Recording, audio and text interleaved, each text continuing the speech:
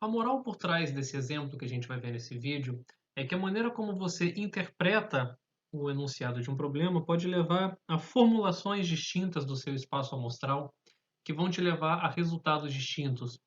E a graça é que aqui nenhum deles está mais errado ou mais certo do que o outro. As três respostas que a gente vai ver para esse problema são igualmente válidas, pois todas as três atendem aos axiomas de probabilidade. O paradoxo de Bertrand tem profundas implicações filosóficas em probabilidade. Quem tiver interesse pode verificar na página da Wikipédia. A gente não vai entrar nessas questões aqui no curso, tá? Mas a mensagem que tem que ficar para a gente é que a maneira como você interpreta e formula um problema pode levar a respostas distintas, logo você tem que tomar cuidado com isso. Repara que isso não entra em conflito com o que a gente falou no começo do curso, de que a maneira como você interpreta o conceito de probabilidade independe do resultado dos cálculos, tá? De fato, isso ainda procede nesse cenário. Aqui o que a gente está interpretando não é o conceito de probabilidade, mas sim a maneira como o problema está sendo formulado. Esse problema foi proposto por Joseph Bertrand, um matemático francês do final do século XIX, e a gente pode enunciá-lo da seguinte forma: você considera um triângulo equilátero que esteja inscrito em um círculo de raio unitário. Então, nesse contexto, bom, o raio desse círculo é igual a 1 e o lado do triângulo a gente consegue verificar através de geometria que é igual a raiz de 3. E aí, o problema diz qual a probabilidade de que uma corda escolhida ao acaso seja maior do que o lado do triângulo. Então, lembrando, uma corda em um círculo é justamente um segmento de reta que une dois pontos sobre a sua circunferência. Bom, você pode selecionar essa corda aqui, que é pequenininha, certamente tem comprimento menor que raiz de 3, ou você pode selecionar essa corda grandona aqui, que no meu desenho acabou sendo quase o diâmetro, que certamente visualmente a gente vê que tem o comprimento maior do que raiz de 3. Então, o nosso evento de interesse eu vou chamar de C, que é corda maior que raiz de 3, tá? Vou escrever assim bem informalmente. E a gente gostaria de calcular quem que é a probabilidade desse evento C. Porém, para a gente poder calcular uma probabilidade, né, a gente lembra que a gente precisa de um espaço amostral, de uma sigma álgebra e, de fato, de uma medida de probabilidade bem definidas. E a resposta para essa pergunta é depende. Depende de como que você formula o seu espaço de probabilidade. E a gente vai ver três possíveis respostas para esse problema.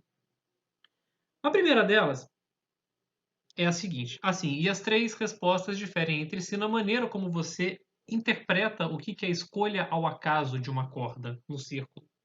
Então, a primeira delas, a gente vai construir a nossa corda aleatória da seguinte forma. Você considera o seu círculo unitário, tá? E você sorteia ao acaso um ponto que eu vou chamar de P, mas sem ser com duas barrinhas, uniformemente dentro do círculo. Você une esse ponto até o centro do círculo e a sua corda vai ser exatamente o segmento de reta que passa por esse ponto e é perpendicular a esse segmento. Ou seja, essa vai ser a sua corda escolhida ao acaso. Ok? Bom, não vamos entrar nesses detalhes aqui no nosso curso, mas a gente pode verificar através de ferramentas de geometria elementar que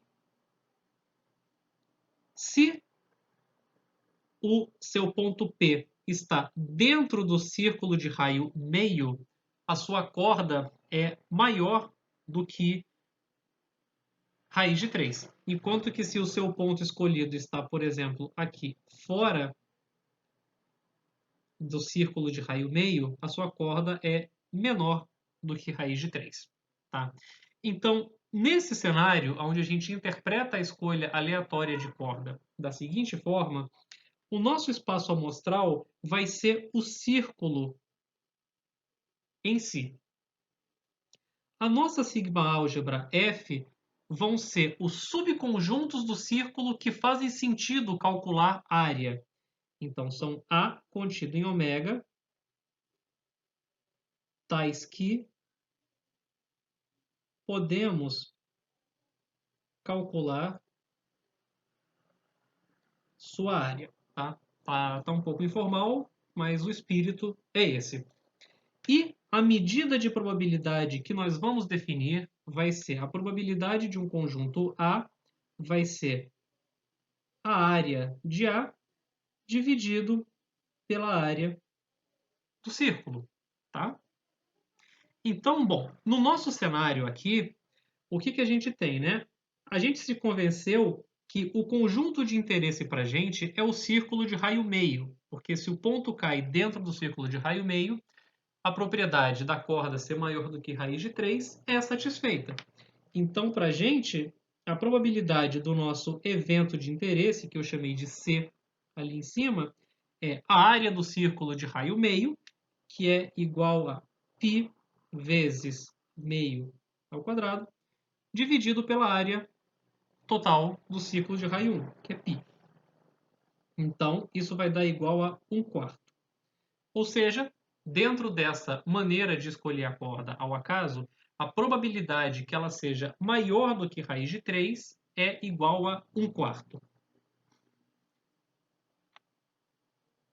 Agora vamos interpretar de outra forma. Bom, a gente bem falou que a definição de uma corda é exatamente um segmento de reta que une dois pontos na circunferência. Então você poderia escolher dois pontos ao acaso na circunferência, e essa é a aleatoriedade envolvida no problema, e uni-los por um segmento de reta. Tá? Para a gente facilitar um pouco a formulação, vamos utilizar um pouco a simetria do problema e a gente pode simplesmente assumir que o primeiro ponto sorteado está sempre no vértice do triângulo. Ou seja, você sorteia primeiro esse ponto, gira o seu triângulo para que o vértice e o ponto coincidam, de modo que a aleatoriedade reside somente sobre o segundo. Então, formulado dessa forma, a gente tem aqui a nossa circunferência, o triângulo, o primeiro ponto escolhido está sempre aqui, e você vai escolher um ponto ao acaso na circunferência. Eu vou dizer que o ponto pode estar aqui, ou eu vou desenhar ele aqui também. Se o meu ponto é esse ponto verdinho, a corda que eu posso construir, a gente consegue enxergar que tem comprimento maior do que raiz de 3. Enquanto que, se o ponto for o vermelhinho, a minha corda tem comprimento menor do que raiz de 3. Nesse contexto, eu vou dizer que o meu espaço amostral ele não vai mais ser o círculo inteiro, dado que eu só estou sorteando pontos na beirada, na circunferência. Então, eu vou dizer que o meu espaço amostral aqui é o intervalo que vai de 0 a 2π. A gente pode pensar que a gente está parametrizando o círculo pelo seu ângulo. E a nossa sigma-álgebra F vai ser os intervalos de ômega que a gente consegue calcular o seu comprimento. Intervalos de ômega, cujo comprimento pode ser calculado. E a medida de probabilidade associada a um conjunto dessa forma vai ser exatamente o comprimento de A dividido pelo comprimento do espaço amostral ômega. Então, nesse cenário, a gente consegue enxergar que o que eu estou pintando aqui em vermelho não é do meu interesse, tá? Porque vai me resultar em cordas que são menores do que raiz de 3, enquanto que o que eu estou aqui pintando em verde é do meu interesse.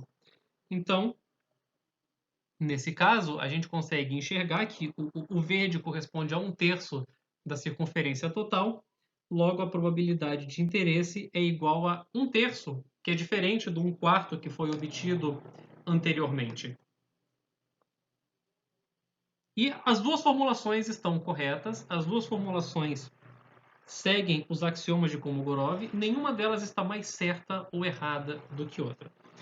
E, finalmente, uma terceira formulação que a gente pode fazer é a seguinte. Você tem novamente aqui o círculo, o seu triângulo inscrito e, primeiro de tudo, você vai escolher um raio ao acaso no seu círculo.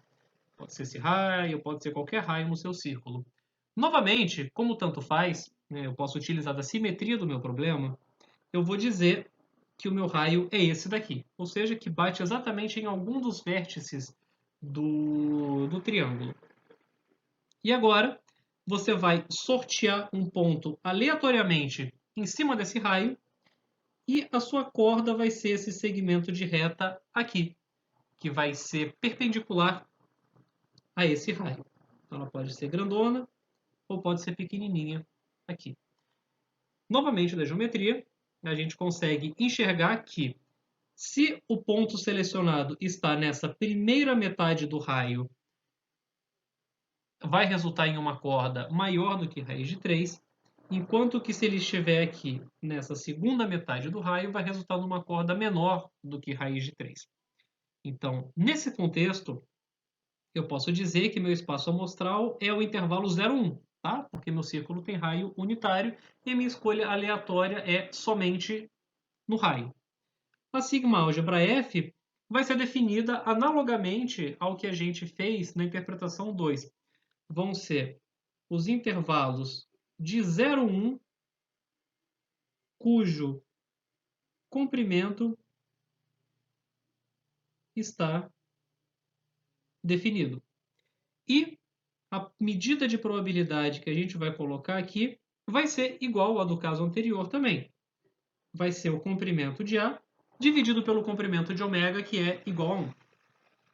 Então, nessa formulação, como metade do meu espaço amostral é de interesse e metade não é, a minha probabilidade é igual a meio. Tá? Então, a gente tem 3 possíveis respostas para uma mesma formulação e a gente enxerga que o que está acontecendo é que o ao acaso está mal formulado. Tá? Então, no fundo, isso não tem nenhum paradoxo. Tá? Se chama paradoxo porque na nossa mente isso leva a um resultado curioso. Tá? É uma noção ambígua que está por trás disso. E, finalmente, dada a formulação que a gente fez com a medida de probabilidade e tudo mais, né, o óbvio acontece. Se a gente relembra as nossas noções clássicas de eventos favoráveis sobre eventos totais, isso de fato resulta em uma medida de probabilidade. E no caso que a gente tem probabilidades uniformes e a gente simplesmente considera o tamanho de um conjunto dividido pelo tamanho do nosso espaço amostral, isso também resulta numa medida de probabilidade.